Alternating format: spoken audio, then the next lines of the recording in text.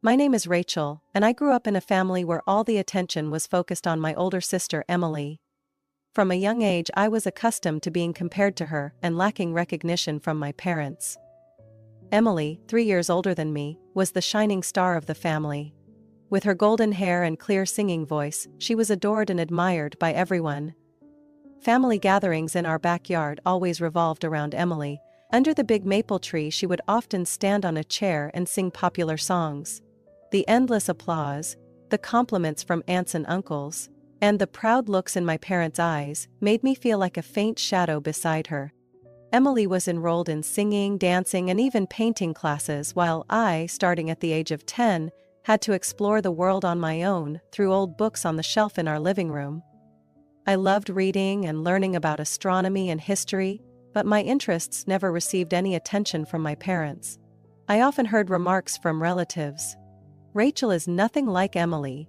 She's quiet and doesn't stand out." Those words felt like knives cutting into my young heart, making me feel inadequate and unworthy. My parents didn't hide their favoritism either. All their investments were for Emily. I remember when I was 12 they saved up to buy her an expensive piano to support her practice, while I was left with her old bike, its wheels squeaking and brakes screeching.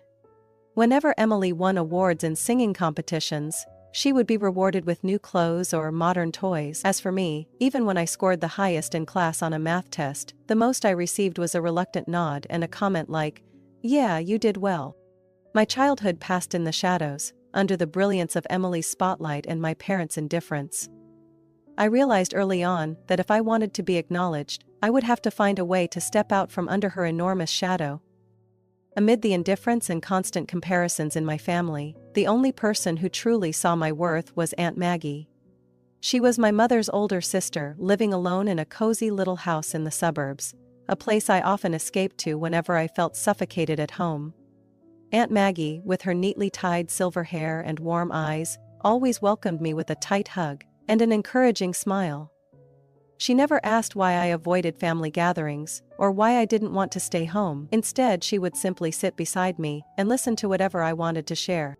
Afternoons at Aunt Maggie's house were always filled with peace. We would sit on the wooden chairs on her porch, sipping tea and chatting. She would often ask, "Rachel, what are you reading today?"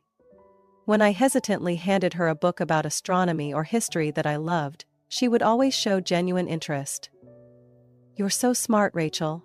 Never let anyone make you think otherwise," she would say, her eyes shining with pride. Her words felt like a soothing balm for the daily pain I endured. When I was 17 and learned that my parents wouldn't support me going to college, it felt like every door in front of me had slammed shut. I went to Aunt Maggie's house, trying to hide my sadness, but the tears came anyway. She listened quietly, not interrupting, and finally placed a hand on my shoulder. "Rachel, you don't have to go through this alone." I looked at her in disbelief, tears streaming down my face. "But you need that money for yourself," I stammered. She simply smiled. "Rachel, you are the future. Don't worry about me. I believe you'll do incredible things." Her offer wasn't just financial support. It was a vote of confidence that she placed in me. It was the first time in my life that someone believed in my abilities without needing me to prove or explain myself. She helped me apply to a public university and enroll in the management program I had always dreamed of. Throughout my college years, Aunt Maggie was not only my financial supporter but also my emotional anchor. Our regular phone calls became a constant source of encouragement. "You're doing so well, Rachel," she would say, every time I shared about my grades or a tough exam I had conquered. Aunt Maggie didn't just help me escape the unfairness in my family, she taught me how to value myself. She wasn't the mother I had, but she was undoubtedly the mother I needed. Thanks to Aunt Maggie, I found my path. A path I walked with confidence and belief in myself. The early days of college were when I truly felt a sense of freedom and opportunity. With Aunt Maggie's support, I enrolled at Illinois State University, majoring in management, a field I had dreamed of studying for so long. When I received my acceptance letter along with a partial scholarship for my academic achievements, I cried tears of joy. It was the moment I realized that all my hard work and perseverance had finally paid off. But college life wasn't easy. I had to work part-time at the campus library to cover the remaining tuition fees and pay for my living expenses. Late at night, when the dorm room lights had gone out, I would still be at my desk, immersed in textbooks on business management and strategic planning. There were times when the exhaustion was overwhelming, and I felt like giving up. But every time I thought of Aunt Maggie and the faith she had in me, I reminded myself, Rachel, you can't fail. Aunt Maggie has sacrificed too much to give you this chance. Beyond academics, I threw myself into extracurricular activities to build my skills and expand my network. I joined the business club, where I learned teamwork and problem-solving through real-world projects. Over time, I transformed from the quiet girl I used to be into someone confident and unafraid to speak up and defend my ideas. As my final year of college came to an end, I received incredible news. The university awarded me a full scholarship for the next semester, because of my outstanding academic performance and contributions to extracurricular activities. It was a turning point that eased my financial worries and allowed me to focus entirely on preparing for my Every step forward felt like proof, to myself and the world, that I, Rachel, was no longer the forgotten girl in the shadows. With determination and Aunt Maggie's unwavering support, I had risen above and achieved what I once only dared to dream of. I knew this was just the beginning of a promising journey ahead. After graduating from Illinois State University with top honors in management, I stepped into the real world with determination and big ambitions. One of the most pivotal moments in my journey was receiving a job offer from the Golden Plate, one of the most prestigious restaurants in Chicago. It wasn't just an opportunity to apply what I had learned, but a chance to prove my worth in a challenging professional environment. Initially, I started as an assistant manager, a role that demanded dedication and attention to detail. The first few days were far from easy. I had to adjust to the pressures of managing staff, handling demanding customer requests, and ensuring every aspect of the restaurant ran smoothly. At times, I felt overwhelmed. But as always, the image of Aunt Maggie and her unwavering belief in me kept me moving forward. I immersed myself in the work, learning from seasoned professionals, taking notes on even the smallest details, and constantly striving to improve. In just 2 years, I was promoted to general manager. This milestone was significant not just for the title, but as a testament to my relentless efforts. Under my leadership, the restaurant experienced remarkable revenue growth, and we earned numerous prestigious awards for service quality and customer experience. My dedication was recognized not only by the staff, but also by the leadership team, and some of their individual revenue goals. I was also recognized not only by the staff, but also by the leadership team. 3 years later, when Michael Reeves, the owner of the Golden Plate, decided to retire, he presented me with the biggest opportunity of my life: the position of CEO for the restaurant chain he had so meticulously built. The day he called me into his office and said, "Rachel, I've never seen anyone with your talent and passion. I believe you're the perfect person to carry this legacy forward." I could hardly believe my ears. At that moment I understood that every effort, every sacrifice, and every tear had been worth it. From a girl who was once overlooked, I had become the leader of one of the most renowned restaurant chains in the city. Most importantly, I had proven that true value isn't defined by others. It's created by ourselves. When I took on the role of CEO at the Golden Plate, my life turned to a new chapter, one full of challenges but also immense pride. Meanwhile, Emily, the older sister who had once been the center of our family, was heading down an unexpected path. One day, Aunt Maggie called me with a somber tone, telling me that Emily had returned home with some troubling news. She was unexpectedly pregnant and facing severe financial difficulties. I was stunned as I listened, my heart heavy, not just for Emily's decline but also for the lingering pain I still felt from the injustices of our past. Emily was no longer the shining star of the family she once was. My parents, who had placed all their hopes and attention on her, were now forced to confront a harsh reality. The man Emily had trusted to build a family with had left her after discovering she had been involved in another relationship. Amid the chaos, Emily was left with no choice but to find a job to support herself and her unborn child. Emily replaced many of her friends at Olivia, which after her second crash had effectively dismissed them. With limited options, she accepted a position as a server at Uncle Frank's restaurant. The very job my parents once tried to force on me after high school. When I learned the news, I went to the restaurant where she worked. Seeing Emily, who had once dazzled on the stage of our family, now carrying trays of food in a worn-out uniform, left me stunned. She no longer had the confidence she used to exude. Instead, her eyes looked tired, and her shoulders slumped under the weight of life's burdens. I sat quietly in a far corner, watching her work, my heart heavy with a mix of emotions I couldn't quite define. I didn't go there to mock her or to bring up old wounds. No matter what had happened between us in the past, Emily was still my sister, and I couldn't deny the ache in my heart seeing her in this situation. I left the restaurant without saying a word, but a sense of resolve began to grow within me. I knew that Emily was now facing her own life lessons, just as I had faced mine, and regardless of her mistakes, I sincerely hoped she would find a way to rise and move forward, just as I had. Emily's downfall wasn't just her story. It was a stark reflection of the contrast between our past and present.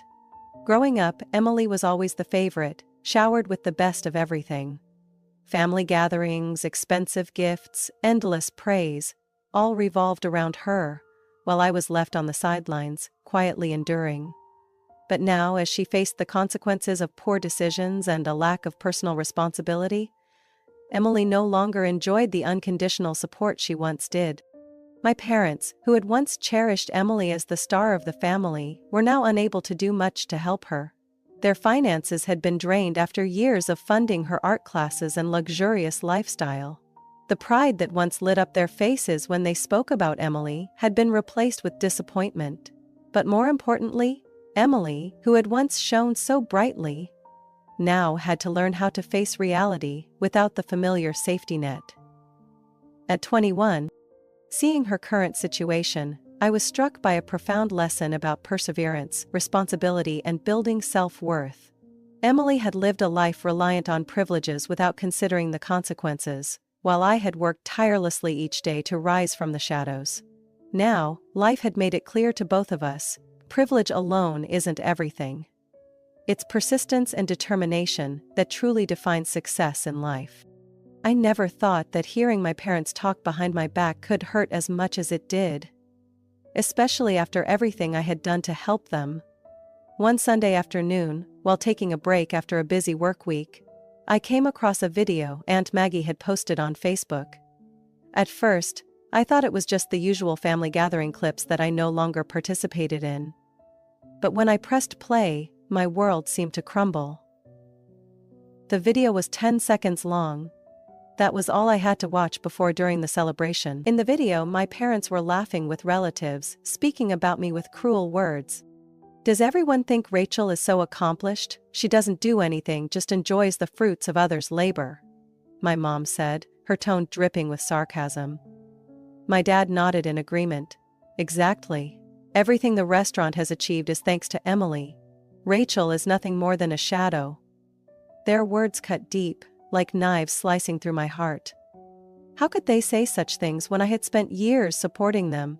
From repairing the roof to covering their monthly bills, I sat frozen, unable to process what I had just heard.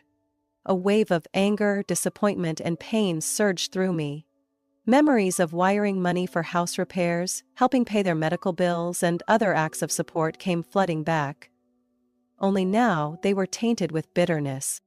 As I scrolled through the comments below the video, I saw my parents trying to convince Aunt Maggie to take it down. But her response was simple and firm. "I don't know how to delete it, and even if I did, I wouldn't. Rachel deserves to know the truth." Her words felt like a small balm on a deep wound, a reminder that not everyone in my family had turned their back on me. In that moment, I realized that even amid betrayal, there was someone who still stood by my side. After the shock of the video, I knew I couldn't continue living with the pain caused by the very people who were supposed to care for me. Sitting alone in my quiet apartment, I thought long and hard before making a decision. To cut ties with my parents and stop all financial support. The final message I sent them was short but firm. "I know everything. Don't contact me anymore. From now on, my financial responsibilities toward the family are over." In the days that followed, I felt a mix of emptiness and relief. There were no more desperate calls or overwhelming requests for help. I began focusing on myself, something I had never done before. Instead of chasing after the approval of others, I started searching for what truly brought me happiness. I enrolled in an advanced restaurant management course, attended leadership development workshops, and even carved out time to revisit my love for reading, something I had neglected for years. Step by step, I felt a newfound sense of freedom and peace that I had never experienced before. I knew deep down that I had chosen the right path. As I began to settle into my new life, something unexpected happened. Relatives who had once stayed silent or stood by as I endured unfair treatment started reaching out to me. They sent messages of encouragement, apologies, and even admiration for my resilience. Sarah, a cousin I rarely interacted with, wrote in an email, "Rachel, I've always admired how you rose above the unfairness you faced. You're the pride of our family, and I'm so sorry I didn't stand by you sooner." It wasn't just family. My colleagues at the Golden Plate also expressed their respect and appreciation for what I had achieved. Michael Reeves, the man who trusted me with the role of CEO, often encouraged me during meetings. "Rachel, your accomplishments aren't just luck. They're the result of hard work and an incredible willpower. You deserve every success you've achieved." These words of recognition became a powerful source of motivation, helping me see my own worth more clearly. From a forgotten girl, I had become someone who could no longer be overlooked. Ultimately, I realized that happiness doesn't come from seeking my parents' approval, but from knowing, deep within, that I am worthy. As CEO of the Golden Plate, I realized I wasn't just leading a renowned restaurant chain, I was affirming an important truth. A person's value isn't determined by their starting point or others' recognition, but by their effort and determination to rise. With every strategic decision and expansion plan, I could feel my growth. From a girl who was once overlooked, to a respected leader. On the grand opening day of the Golden Plate's 5th location, I stood on stage addressing hundreds of guests, including colleagues, partners, and those who had supported me along the way. In that moment, I saw Aunt Maggie sitting in the front row, her eyes filled with pride. It was then I realized I had overcome all the judgments, and proved not only my capabilities, but also healed the wounds of the past. The next year, I started writing for Aunt Maggie's on the side, to be my passion. As the ceremony ended, I walked over to Aunt Maggie, held her hand tightly, and said, "I couldn't have done this without you.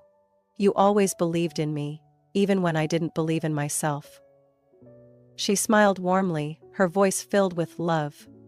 "Rachel, you achieved all of this because of who you are. And I know you'll go even further." The lesson from this story is that a person's value doesn't depend on others' recognition, but comes from their own effort and perseverance.